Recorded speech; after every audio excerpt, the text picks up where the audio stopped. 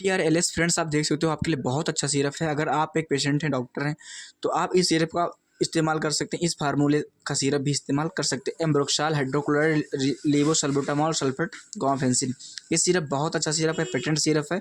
और ये सबसे अच्छा सिरप ये है इसलिए कि ये शुगर फ्री है और ये 100 ml में है। यहाँ पर आप देख सकते हो, ठीक है, 50 लैंक्स बना हुआ है। और ये सिरप का रिजल्ट बहुत अच्छा है। फाइनली मैंने इसको यूज़ किया अपने क्लिनिक में, तो काफ़ी सारे पेशेंटों को आराम मिला है। और अगर हम लोग बात करें इसके MRP के बारे में, तो 109 रुपये के आसपास में आपको ओवरऑल मेडिकल स्टोर पर मिल जाएगा, ठीक है। तो आप इसको यूज कर सकते हो, आपको बहुत अच्छा रिजल्ट मिलेगा। खांसी आना, सांस फूलना, खांसी के साथ में खून आना, बलगम आना, इस तरह का आपको प्रॉब्लम है तो इस सिरप का इस्तेमाल कर सकते हैं, आपको बहुत अच्छा रिजल्ट मिलेगा।